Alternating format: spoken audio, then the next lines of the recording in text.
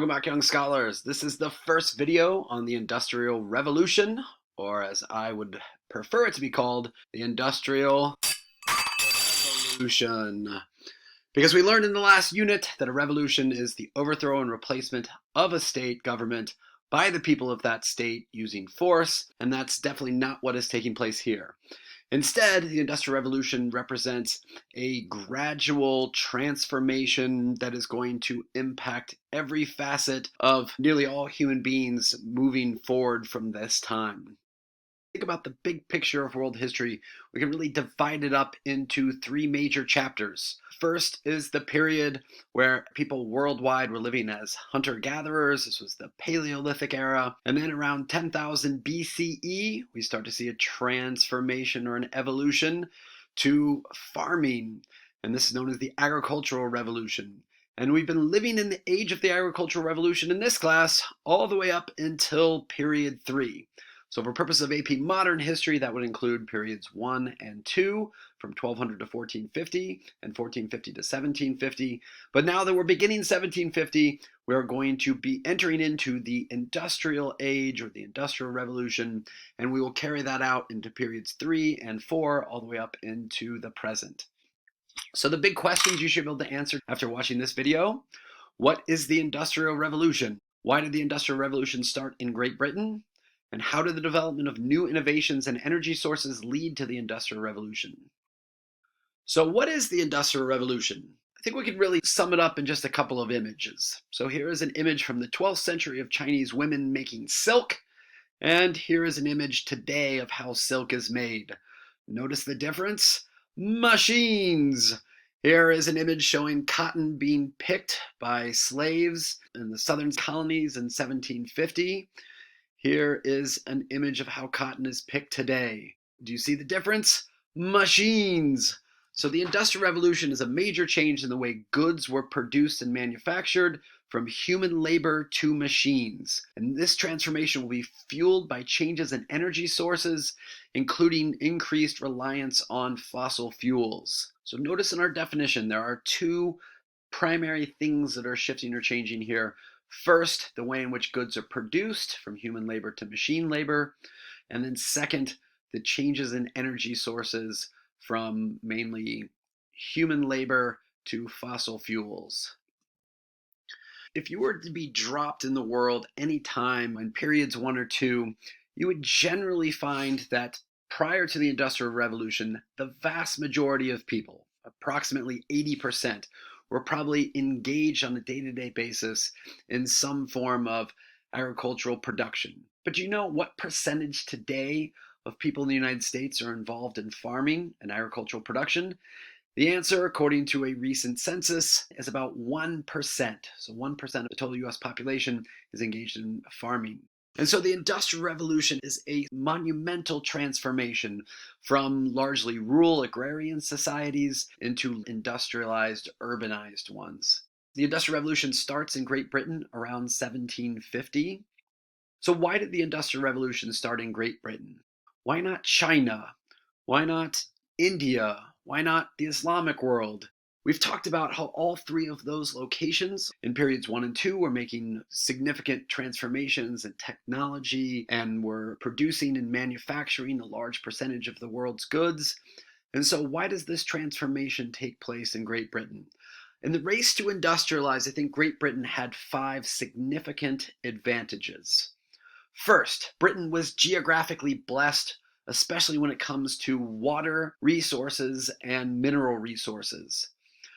First, Great Britain sits on the Atlantic Ocean, and the Atlantic Ocean was increasingly becoming a major center for trade. We saw that in period 2 with the development of trade in goods like sugar and silver and fur.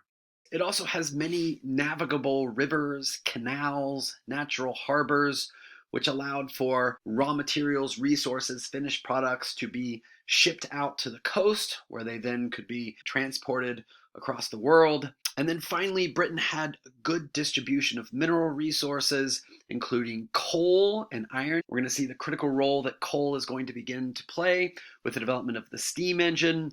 Also iron, which is going to fuel the steel industry, and timber, All three of those resources Great Britain had in abundance.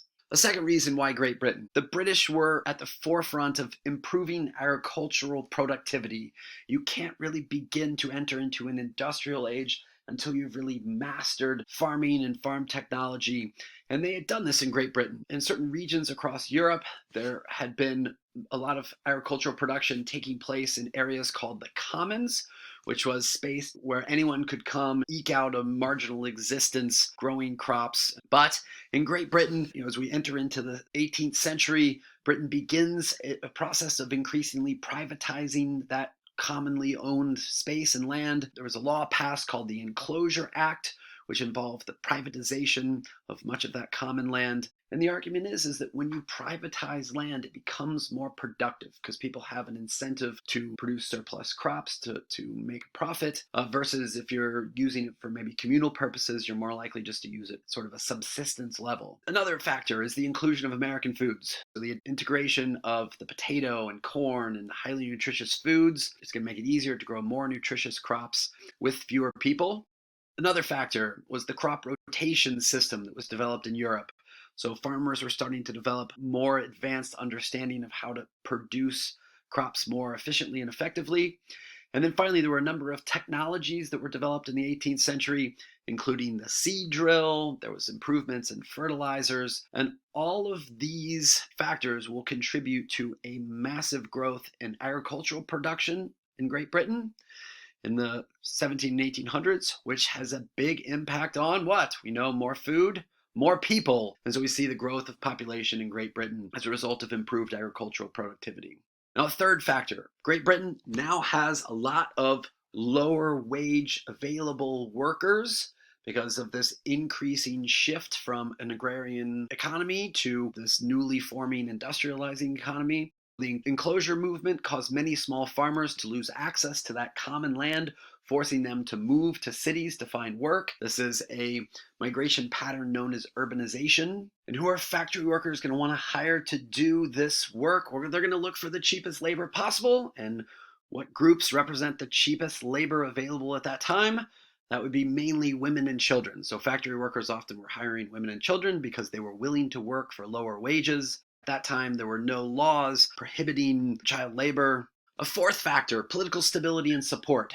The British government's policies were increasingly more pro-business. They encouraged businesses to take greater risks. Part of this was a product of the earlier mercantile era. Remember those monopoly joint stock companies that the British formed to engage in certain trade practices around the world? Well, increasingly there's recognition that there needed to be, through government help, increased protection of private property. The fifth factor involves Great Britain's connections with the rest of the world.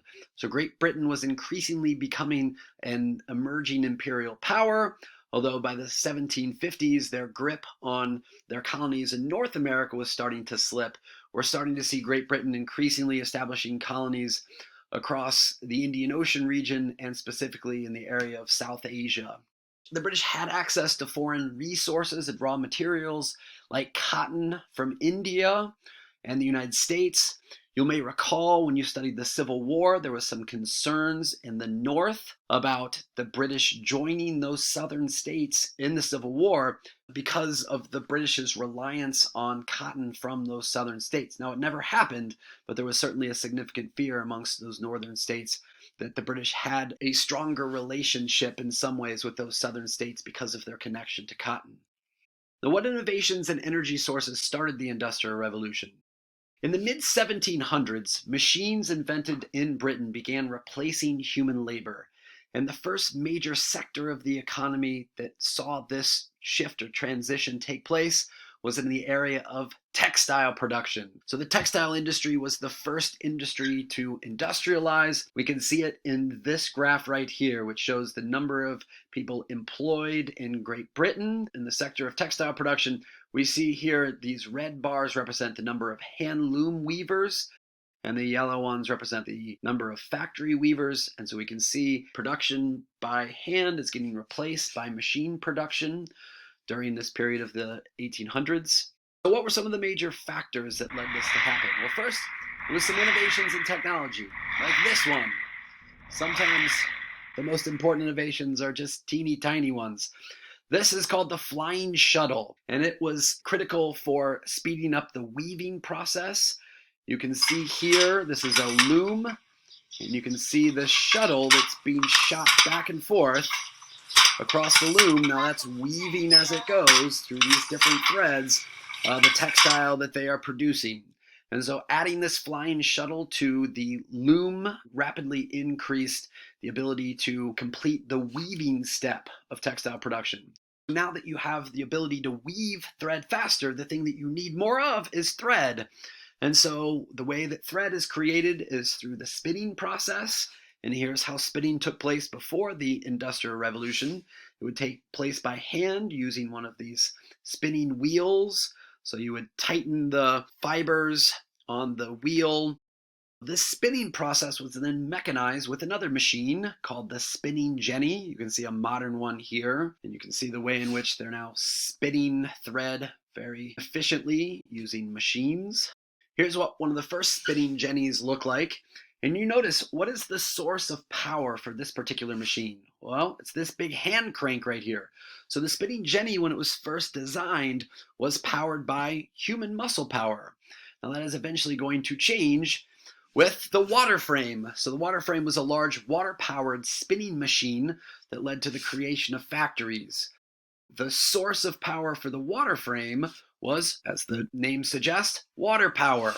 So what you would need is you need a factory placed somewhere near a river, and you'd have current that's flowing through the river, and it would be connected to a series of gears that turn these individual water frames, which then allowed for thread to be spun more quickly and efficiently. But what is the major problem with water power? To some degree, it's pretty unreliable. Like, what happens in the middle of the winter if your river freezes over? You don't have any current, and therefore you don't have any power. The other major disadvantage is that you have to have your factories near a water power source. In other words, you have to have it on the banks of a river. What's the major advantage of water power? I mean, it's clean, it's a renewable resource, and so there are both advantages to disadvantages of water power. So new energy sources were developed to power these new machines. The technology that really was the game changer in the Industrial Revolution was this one. This is the steam engine, invented by James Watt, or actually technically improved upon by James Watt. There's some earlier versions of it. What the steam engine did, you'd heat up water by burning coal, and that would produce steam, which then has an impact on pressure, and so it leads to the release of energy. So the design of the coal-powered steam engine was improved upon by James Watt in Great Britain in 1775. Now, the first versions of these steam engines were massive, and so again, you need these big buildings, which become known as factories, to house these machines. By 1800, though, the steam engine had replaced the water wheel as the primary source of power for these factories. Fast forward 75 more years, there's another engine that is invented called the internal combustion engine. It runs on refined oil or gas as we know it, and it was then useful for developing a whole bunch of other technologies like the car, the airplane, which are going to come around shortly after 1875 and the development of the internal combustion engine. Let's think about energy types before the Industrial Revolution and energy types after the Industrial Revolution. The Industrial Revolution marks a significant turning point in the way human beings are producing energy and using energy. Prior to the Industrial Revolution, the main source of energy was just simply muscle power, human or animals doing work. You also, to some degree, had individuals burning wood in order to produce heat, but increasingly, especially in Great Britain, there was in certain areas a shortage of lumber. And then finally, we saw some examples of the use of water power using the water wheel. But again, that technology was a little bit more short-lived because of some of the limitations that were associated with it. Energy types after the Industrial Revolution. With the invention of the steam engine, it was coal, which was being burned to heat up the steam engine and produce energy. It was oil, with the development of the internal combustion engine, especially the use of refined gasoline. And then finally, more recently, increased use of natural gas. Now, all three of these sources of energy, coal, oil, and gas, fall within a particular category, and those are known as fossil fuels, because the energy is actually from decomposed plant and animal life, which is trapped in the Earth's surface, and you can extract that energy by burning the carbon and coal, oil, and natural gas. But of course, in the process, it also releases carbon dioxide, which is a pollution that causes all kinds of environmental effects. So the development of the factory system concentrated labor in a single location and led to an increasing degree of specialization of labor. Prior to the Industrial Revolution, most production of goods would take place within individual homes. For instance, most textiles were both spun and woven by women within their homes. Well, increasingly, we're starting to see production concentrated instead into a single location, oftentimes known as the factory. And in those locations, you saw people doing highly monotonous, repetitive tasks over and over and over again. That's the specialization of labor that comes out of the industrial production assembly line process.